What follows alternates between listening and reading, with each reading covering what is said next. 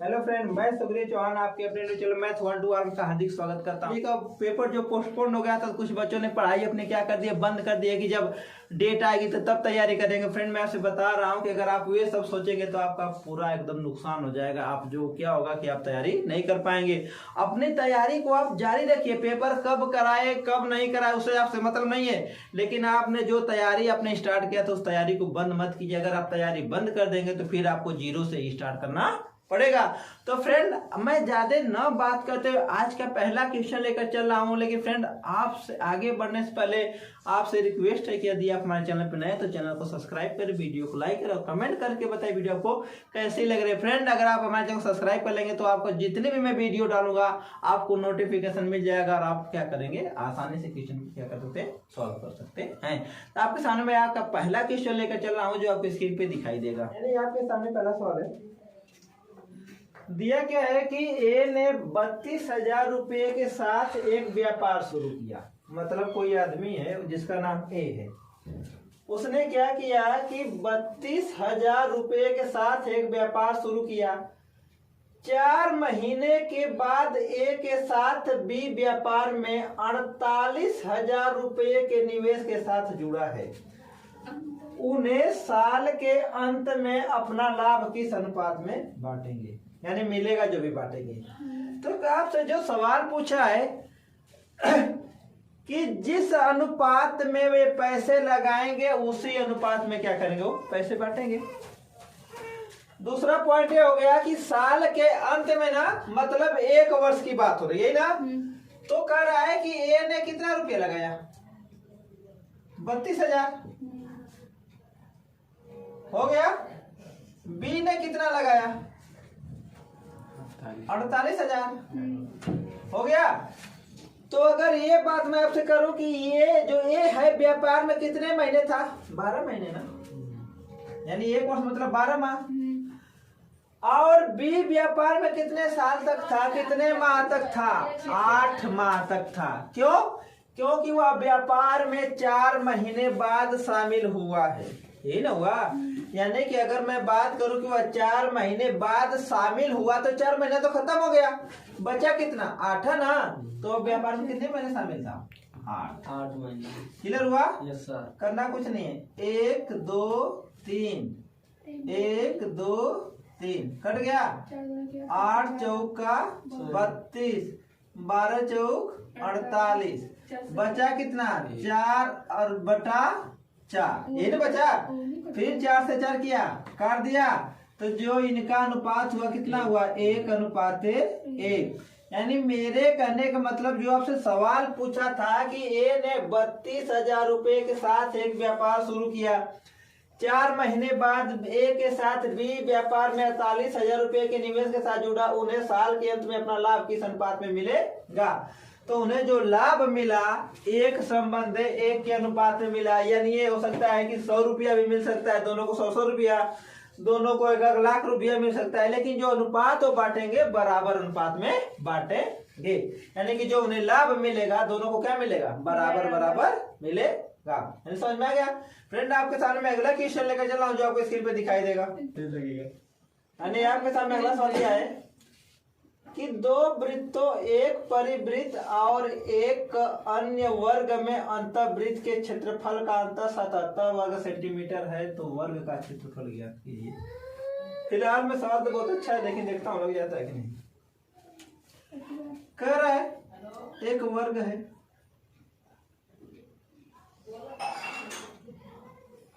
हो गया। कह रहा है कि 2 वृत्त है, एक वृत्त अंदर बना है, अंदर बना ना, और एक वृत्त कहाँ बना है, बाहर बना है। ऐसे कुछ सवाल यही ना। और दे रखा है कि दोनों वृत्तों के क्षेत्रफल का अंतर कितना है, 77 वर्ग सेंटीमीटर है। तो वर्ग का क्षेत्रफल क्या होगा। तो वर्ग का क्षेत्रफल निकालने के लिए पहले हमको रेडियस पता होना चाहिए। मैं आपको बात करता हूं, यदि अंतः वृत्त, देखो यानी यदि आपसे पूछ दे कि यदि अंतःवृत्त बन रहा हो तो वृत्त की त्रिज्या क्या होगी, भुजा बटा 2 होगा। यानी कि भुजा हमको नहीं पता, भुजा हमने क्या मान लिया ए, ये भी क्या मान लिया ए, क्योंकि वर्ग है, 4 भुजा में से क्या होगी, बराबर होंगी, ते और कितना हो जाएगा ए। क्लियर हुआ। तो अंतःवृत्त की त्रिज्या क्या हो जाएगी, तो जो अंतः वृत्त की त्रिज्या, वृत्त की त्रिज्या क्या होगी आपकी, यानी भुजा क्या माने ए, तो क्या हो जाएगी ए बटा 2। क्लियर हो गया। अब बात करें कि परिवृत्त की त्रिज्या क्या होगी, यानी परिवृत्त की त्रिज्या, और ये होती है विकर्ण बटा 2। क्लियर हो गया। यानी वर्ग का विकर्ण क्या होता है, कौन बताएगा, वर्ग का विकर्ण बताओ, बता चुका हूं, ये होता है √2a, यही होता है ना। तो परिवृत्त की त्रिज्या कितनी हो जाएगी, परिवृत्त की त्रिज्या तो क्या लिखा गया है, विकर्ण बटे 2 ना, यानी कि √2a/2। इतना क्लियर हुआ। अब क्या दे रखा है कि धनी परिवृत्त और अंतःवृत्त के क्षेत्रफल का अंतर 77, यही ना। तो वृत्त का क्षेत्रफल क्या होता है, वृत्त का क्षेत्रफल क्या होता है बताओगे, ये होता है पाई आर स्क्वायर, यही ना। तो लिखना क्या है, परिवृत्त का क्षेत्रफल माइनस अंतःवृत्त का क्षेत्रफल बराबर कितना, कितना दे रखा है 77, ये दिया ना। चलिए परिवृत्त का क्षेत्रफल निकालिए, क्या हो जाएगा, पाई आर का मान कितना, √2a/2 का क्या स्क्वायर हो जाएगा, ये ना होगा, माइनस अंतःवृत्त का क्षेत्रफल क्या होता है, पाई आर का मान a/2 का क्या स्क्वायर बराबर कितना आपका हो गया 77। हो गया ना। पाई का रोने दीजिए, पाई कॉमन ले लीजिए दोनों में से, तो पाई कॉमन मिल गया वहां, तो क्या बचेगा ब्रैकेट में, कर्णी 2 का स्क्वायर क्या हो जाएगा। अब मैं आपको बता देना चाहता हूं, अगर कोई भी नंबर अगर कर्णी के अंदर है, अगर आप उसका स्क्वायर करते हैं तो कर्णी क्या हो जाती है, खत्म हो जाएगी। तो बचेगा क्या 2a स्क्वायर बटा कितना, 2 का कितना आता है 4, माइनस a का स्क्वायर a, 2 का कितना 4 बराबर कितना हो जाएगा 77 हुआ। हर बराबर है, अंश को क्या किया जाए, घटा दिया जाए, तो पाई 2 में से घटाए कितना जाएगा, a स्क्वायर बटे कितना 4 बराबर कितना हो गया 77 हुआ।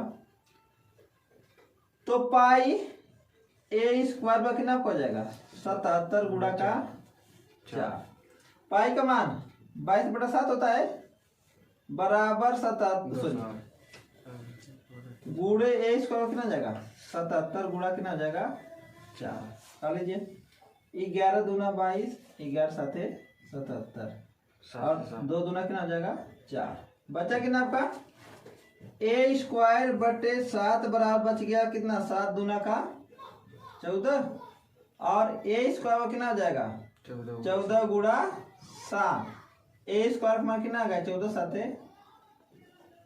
98।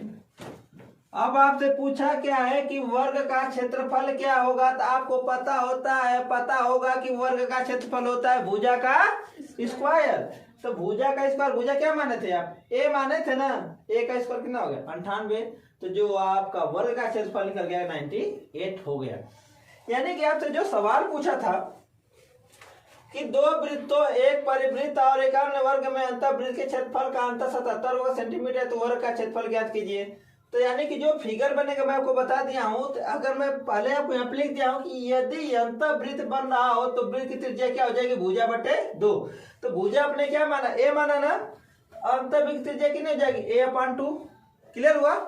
फिर कह रहा है कि परिवृत्त की त्रिज्या कितनी होती है, विकर्ण बटा का 2। आपको पता होगा कि वर्ग का विकर्ण होता है √2a। तो परिवृत्त त्रिज्या कितनी हो जाएगी √2 अपॉन 2। तो हमसे पूछा क्या दिया है कि उनका अंतर कितना 77। तो परिवृत्त का क्षेत्रफल माइनस अंतर्वृत्त का क्षेत्रफल बराबर 77। यानी आपसे परिवृत्त का क्षेत्रफल कहे चाहे अंतर्वृत्त का क्षेत्रफल कहे चाहे वृत्त का क्षेत्रफल कहे, सबका फॉर्मूला क्या होता है पाई आर स्क्वायर। हमने इसको सॉल्व कर लिया, यानी एक स्क्वायर का मान कितना आ गया 98, यानी जो वर्ग का क्षेत्रफल कितना है आपका 98 आ गया। आपके सामने में अगला क्वेश्चन लेकर चल रहा हो जो आपके स्क्रीन पे दिखाई देगा। आपको थर्मोनल सर दिया है कि 140 फीट चौड़े तथा 525 फीट लंबे आयताकार कोर्ट में टाइल्स लगवानी है। यदि प्रत्येक टाइल्स 2.5 मीटर चौड़ी और 3.5 मीटर लंबी हो तो आवश्यक टाइल्स की संख्या ज्ञात करें। मतलब क्या रहे कि कोई कमरा है और कमरा कैसा क्या है आयताकार है और उसकी जो चौड़ाई दे रखा है 140 फीट और जो उसकी लंबाई दे 525 फीट। कर रहा है कि उसमें टाइल्स लगवानी है कितने की, कितनी चौड़ी है 2.5 और लंबाई कितना 2.5। तो कह रहा है कि उसमें कितनी टाइल्स लगेगी। तो उस कमरे में उतनी ही टाइल्स लगेगी जितना उसका क्या होगा आयतन होगा, सॉरी क्षेत्रफल होगा। ठीक है, तो करना क्या है टाइल्सों की संख्या, टाइल्सों की संख्या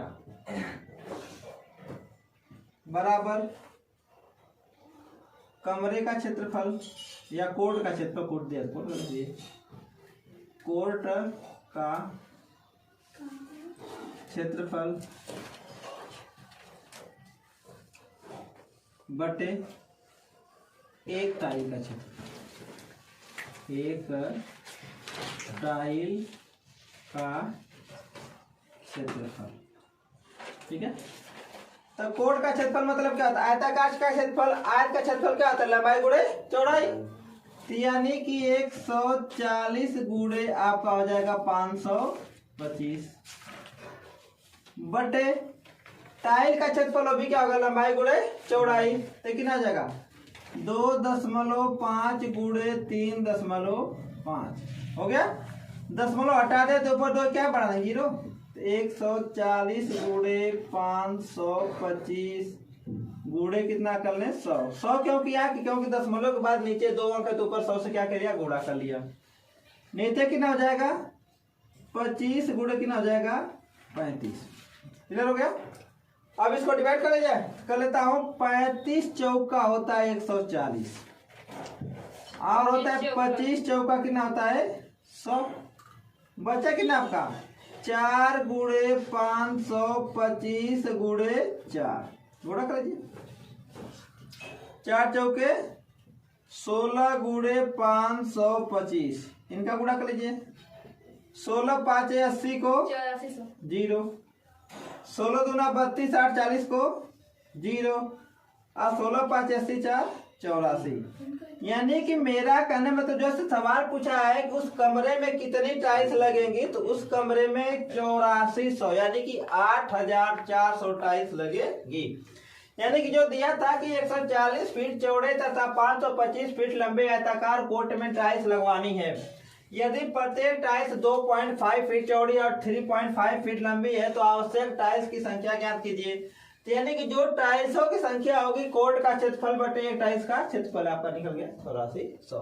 आपके सामने आज का लास्ट क्वेश्चन लेकर चल रहा हूं जो आपकी स्क्रीन पे दिखाई देगा। यानी आपके सामने अगला सवाल है और आज का लास्ट सवाल है। दिया क्या है कि किसी घन के पृष्ठ सतह का क्षेत्रफल 216 वर्ग मीटर है। तो पूछा है घन का विकर्ण क्या होगा। तो आपसे बता देना चाह रहा हूं कि जो घन का पृष्ठीय क्षेत्रफल होता है, घन का पृष्ठीय क्षेत्रफल होता है 6a²। हो गया।